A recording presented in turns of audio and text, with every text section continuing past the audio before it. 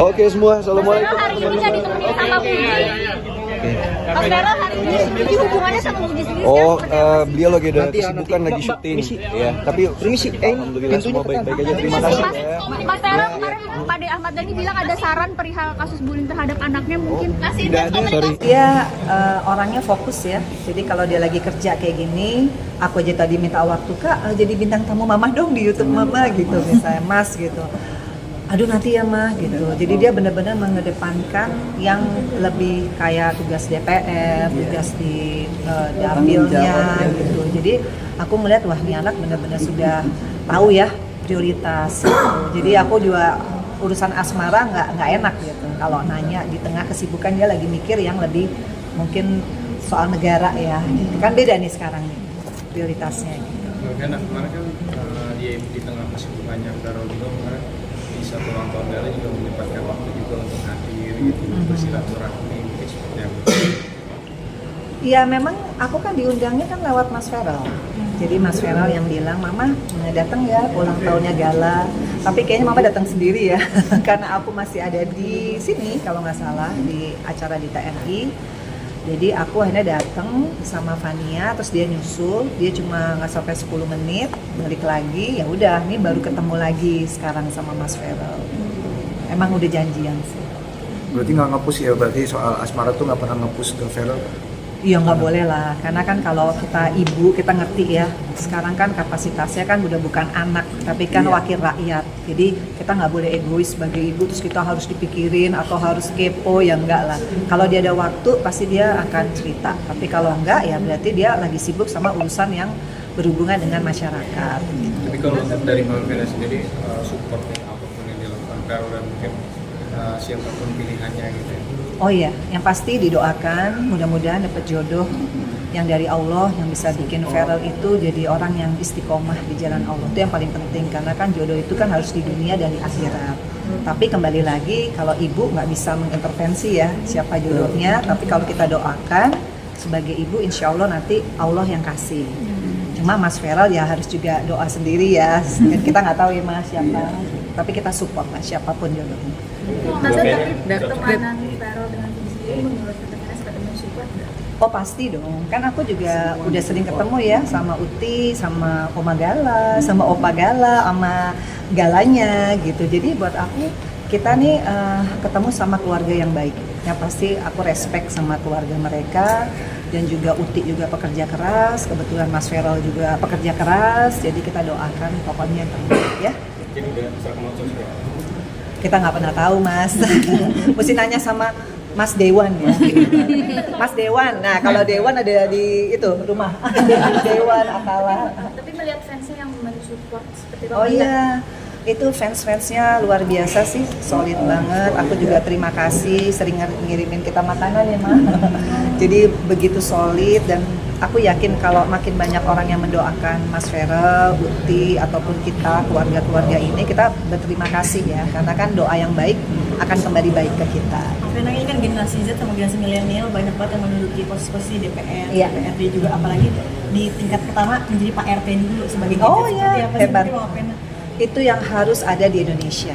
Regenerasi sebagai generasi muda sebagai agent of change. Aku yang selalu bilang sama Mas Feral, sayang kalau punya kesempatan tidak dipergunakan dan saya nggak nyangka sih karena kesempatan itu diberikan Mas Feral di usia 28 tahun, di bawah 30 tahun. Artinya ya kalau udah kecemplung di dunia politik kamu harus jadi beneran. Pertama intelektualitasnya, kemudian elektabilitasnya dan dia kuliah lagi kan sekarang.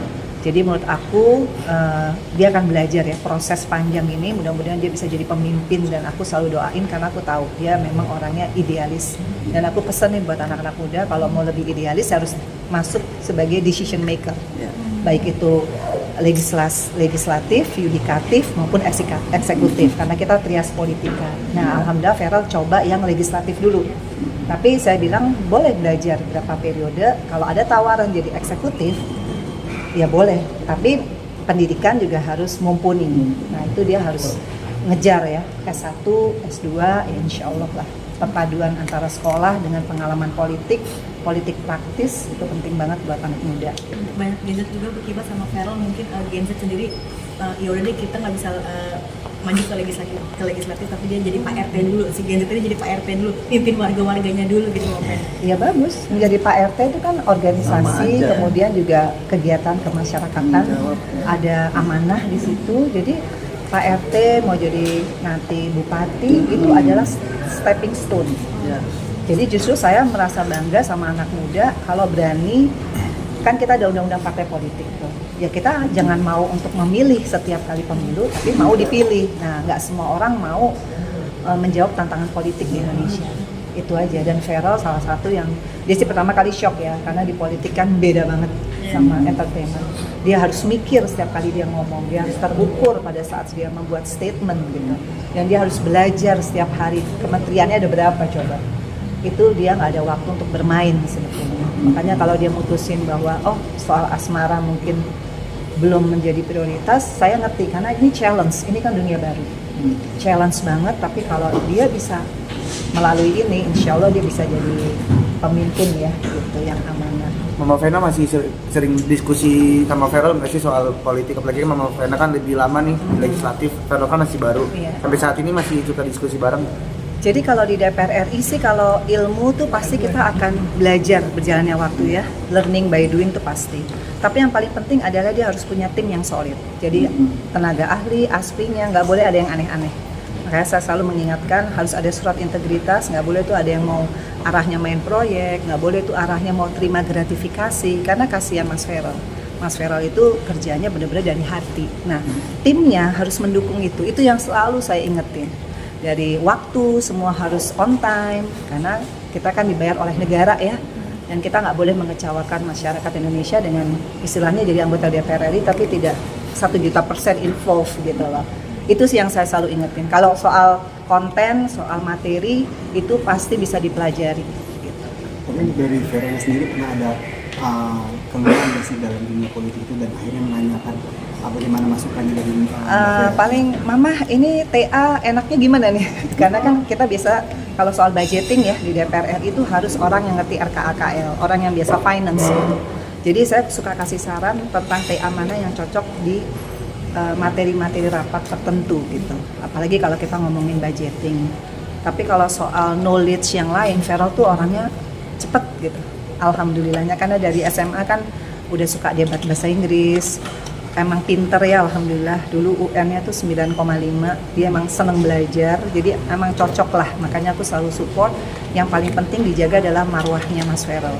Jadi sama seluruh TA dan ASPRI aku yang selalu nggak pernah bosen dijaga marwahnya Mas Feral sebagai anggota DPR RI itu tidak ada yang nyeleneh yang tadi saya sebutkan tadi. Oke. Terima kasih.